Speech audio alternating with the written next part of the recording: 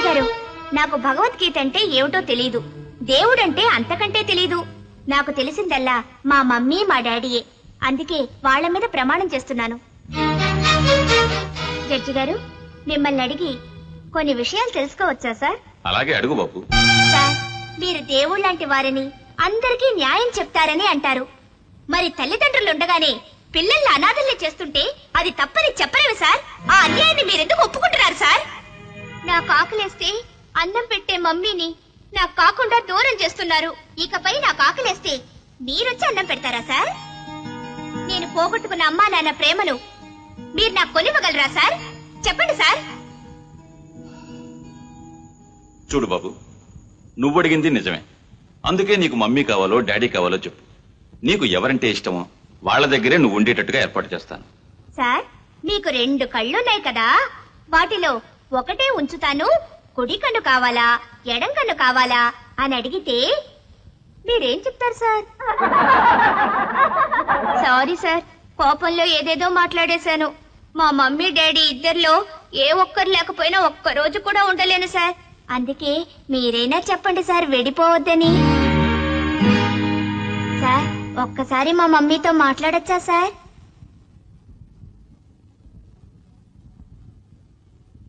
Mummy, డాడీకి విడాకులిస్తే నేను నీ కొడుకును కాకుండా పోతానా?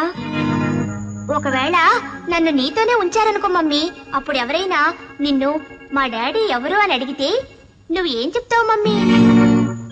పోనీ నేను డాడీతోనే ఉన్నాననుకో, అప్పుడు డాడీ మళ్ళీ పెళ్లి చేసుకుంటే ఆ కొత్త మమ్మీ నన్ను నీలాగే చూస్తుందంటావా?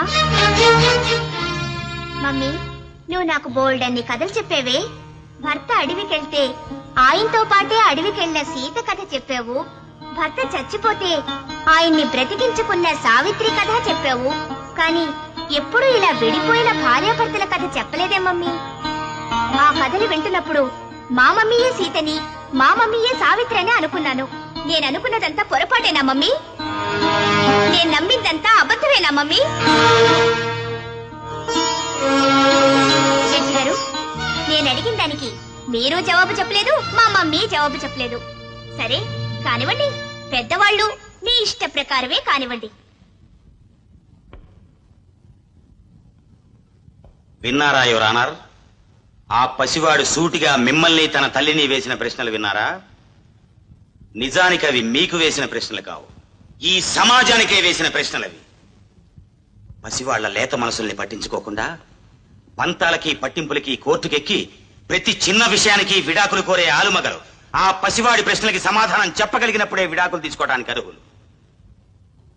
పచ్చని పెళ్లి పందిట్లో మంచి ముహూర్తంలో 10 మంది పెద్దల ఎదుట పవిత్రంగా పడిన ఆ 3 ముళ్లని న్యాయం పేరుతోనూ చట్టం పేరుతోనూ తెంపేసే హక్కు అధికారం మనకి లేవు యువరానర్.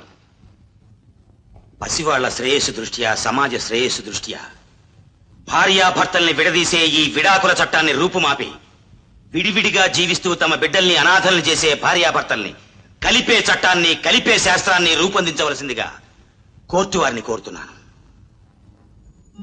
యువరానర్, డబ్బు మీద ఆశతో విడాకుల లాయర్గా ప్రసిద్ధి చెందిన నాకు నా మొదటి కేసు రోజునే ఇలాంటి పసివాడు ఎదురు నిలిచి ప్రశ్నలు వేసుంటే ఎన్నో కాపురాల్ని విడదీసిన పాపిష్టి వాడిని అయి ఉండకపోదును. యువరానర్, ఈ రోజు నుంచి నేను వేసుకున్న ఈ నల్లకోటు సాక్షిగా ఏ ఆలుమగల్ని విడదీసే ప్రయత్నం చేయను. శాయశక్తులా కలపడానికే ప్రయత్నిస్తాను. That's all your honour. చూడమ్మా కావేరి, ఇప్పుడు ఈ కాగితం మీద ఒక్క కలంపోటుతో మీ వివాహ బంధాన్ని నేను రద్దు చేయగలను. కానీ ఆ కలంపోటు ఈ పసివాడి గుండెల్లో ఎక్కడ గుచ్చుకుంటుందో అని భయంగా ఉంది. ఈ రోజు నీ కొడుకు అడిగిన ప్రశ్నలు విన్నావు, లాయర్ గిరీశం చెప్పిన మాటలు విన్నావు. అన్నీ విన్న నువ్వు మరొక్కసారి ఆలోచించుకొని నీ నిర్ణయాన్ని తెలియజేయటానికి మరి కాస్త వ్యవధినిస్తున్నాను.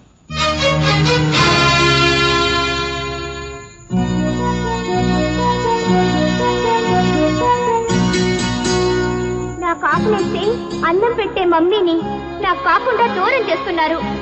ఇకపై నాకు ఆకలిస్తే మీరొచ్చి అన్నం పెడతారా సార్?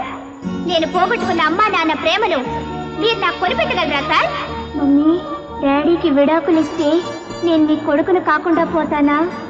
ఆ కథలు వింటున్నప్పుడు మా మమ్మీయే సీతని, మా మమ్మీయే సావిత్రి అని అనుకున్నాను. నేను అనుకున్నదంతా పొరపాటేనా మమ్మీ? నేను నమ్మిందంతా అబద్ధమేనా మమ్మీ? డ్రైవర్, కారాపు. కాని వెనక్కిపోని.